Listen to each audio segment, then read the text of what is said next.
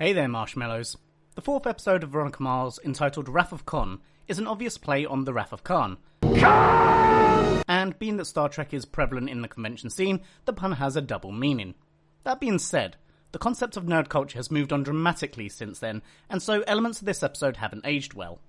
We open on Veronica and Troy, whose relationship seems to be going from strength to strength. Veronica, knowing her dad, wonders if he's run the plates or taken fingerprints. If he's gonna be kissing my daughter on my porch for 8.5 minutes, I'll need to meet him.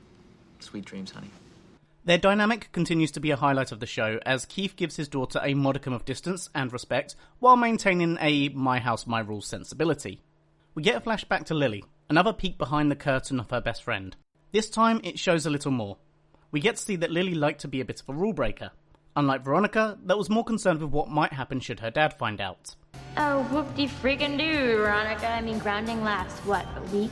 This continues to serve as a reminder that we are witnessing a change in Veronica that brings us to the sassy, independent young lady that she's become. Wallace is busy making new friends, which quickly turns into a case for Veronica. 10% of whatever I recover. An in-class news report mentions homecoming and a memorial to Lily. It's a small scene and nothing is said, but I enjoy this moment between our protagonist and antagonist. They might not admit it, but they do have something in common. Veronica breaks it to Troy that her dad wants to meet him. Don't worry, I give good parent. His flirty, boyish banter serves to remind us of all the things that she should be excited about, should be into. I've already lived the dream. Everything else seems like a cheap reminder. The memory isn't just about the dance and the glitz of her life, it's a reminder of the light that Lily was in her life. Keanu Reeves said it best when he said, "Whoa." We also get a more visual cue of Lily's flirtatious nature. Hey, I'm only young one. How many braless years do I have left? Unfortunate choice of words. Duncan has been asked to put together a video tribute to Lily, and Logan offers to help out. Veronica's investigation leads her to a gamer club, where she attempts to blend in. This is one of those elements I spoke of earlier. Today, girls are into gaming more than ever with their own Twitch streams, and in some competitive scenes outdoing their male counterparts. Veronica and Wallace gatecrash a college party where they get the lowdown on their target. Back at school, Veronica catches Logan working on Lily's video. Of what we've learnt about Logan up until this point, he doesn't paint him as the caring type, but the fact he's taken the video seriously and cares about showing everyone what she was really like adds a vulnerability to his character. This leads to our next flashback, where the young lovers are playing Never Have I Ever.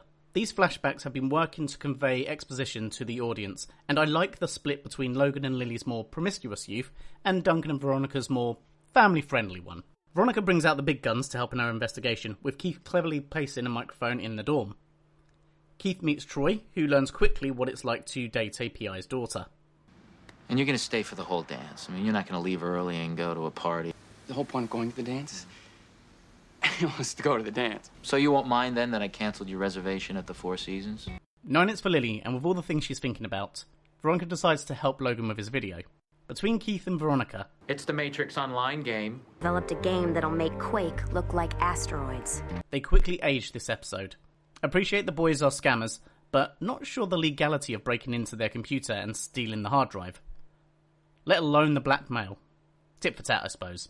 Veronica, Wallace and Georgia leave the boys digging through the trash, and Wallace gets his prize. The final part of our flashback sees them arriving home in the daylight.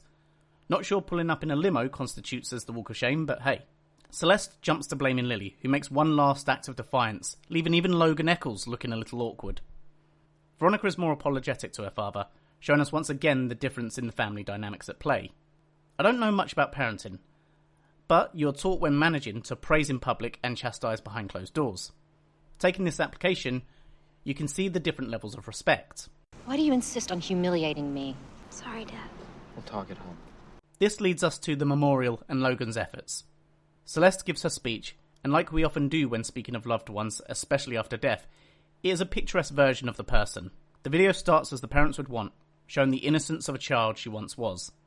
But, partway through, the chugging guitars and Logan's playful grin lets us know that we are about to get the true Lily Kane. Hello, America. You wanted Lily? You got her.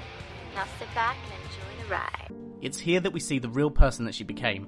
The girl was beaming with life, who didn't have a care in the world and was taken too soon. This is a high point for Logan, who did her proud, and for Veronica for helping. Strangely, we see a teared up Weevil before they roll out. On the way to the dance, Veronica stops the car so that she can take one of the never have I evers off her list. The case of the week takes a back seat in this episode, being a run-of-the-mill case for our PI with an attitude. Instead, the real story comes from the flashback sequences that tells more of a narrative than in previous episodes. The show has continually played with mirrors between the Mars and Kane family, and this is no different, except that the focus is more on their friendship. They say opposites attract, and I wonder if that does do the same for Lily and Veronica. Lily's mum states that she was always the centre of trouble, and we get to see why. But if it weren't for Lily, Veronica may play it a little too safe and not live a little. You would be forgiven for thinking the episode doesn't move the mystery of Lily's murder along, but in its way it does. We see the carefree side of this young lady and a want to rebel from the strict grip of her parents. Seeing Weevil get a little choked up is also very telling. There's been no indication of any interaction between the two, but this is an emotionally charged response. The plot begins to thicken, and it seems Lily has more than one secret that she took to the grave. You love me, don't you?